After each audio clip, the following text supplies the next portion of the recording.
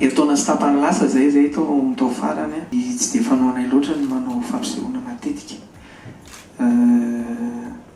Ny ao aorianan'ity zao ohatra zay mbola irahana amin'ny Ivanko ihany dia amin'ny 2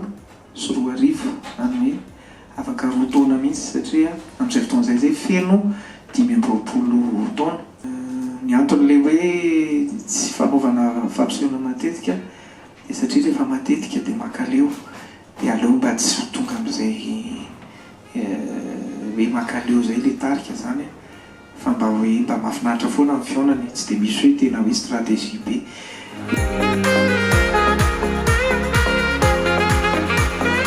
Premier décembre tarika zay eo amin'ny Palais des Sports. Adiny 3 izy toby teo ny fanombohany tena amin'ny 3 sy 3 minitra katroka fa ny famarana anazy izay fanarahantsika eo ihany, izay fanarahana amin'ny le izy moa mody tenenina hoe izay fanarahana fa le izy efa fantatra hoe izay dia tapitra